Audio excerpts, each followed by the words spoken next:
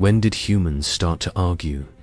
Not just disagree, not just fight, but argue to persuade, to justify, to prove. Because argument is not violence. It is something stranger.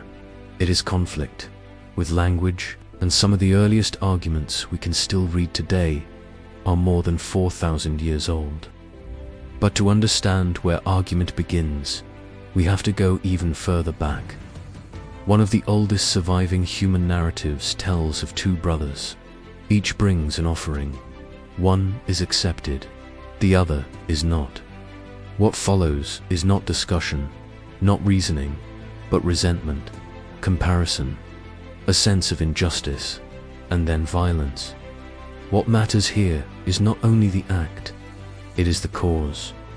The conflict is not over survival, not over land.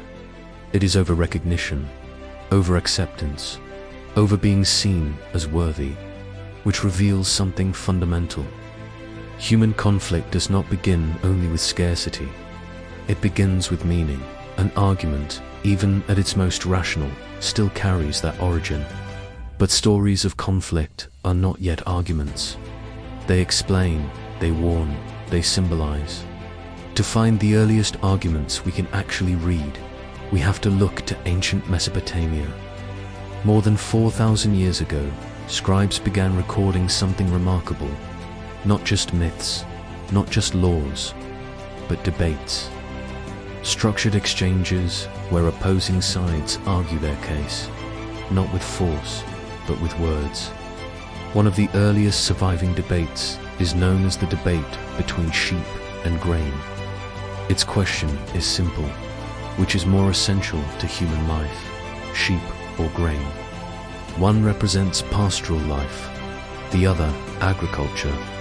Each side speaks, each defends itself.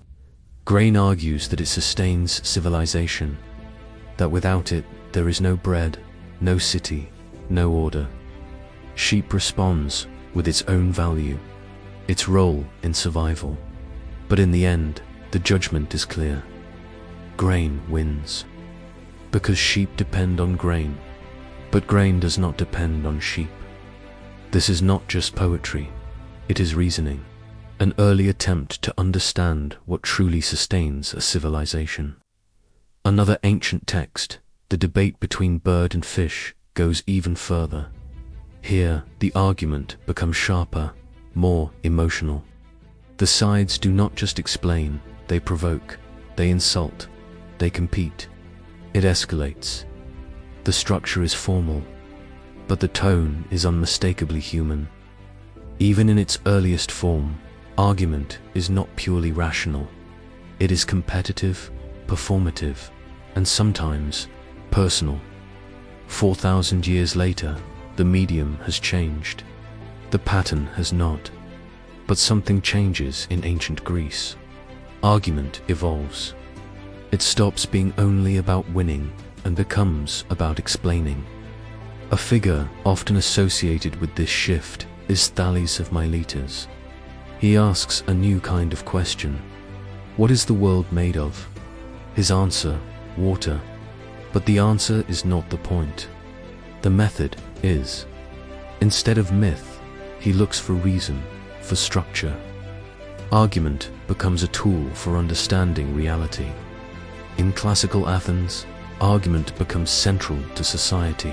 Politics, law, public life, all depend on debate. The sophists teach argument as a skill, how to persuade, how to defend a position, how to win. But Socrates changes everything. He argues not to win, but to question, to expose contradictions, to test assumptions. Argument becomes inquiry. With Aristotle, argument becomes something new, systematic. He creates the first formal logic, rules for reasoning, rules for truth. Argument is no longer just human interaction. It becomes structure, a machine for thinking.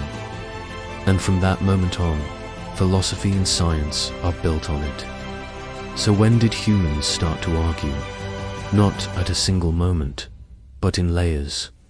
From conflict to contest, to inquiry, to logic, argument is one of humanity's oldest tools, but it carries something deeper. Because beneath every argument, there is still a human being who wants to be right, to be seen, to be recognized, just like in the beginning. And that may be why argument never ends.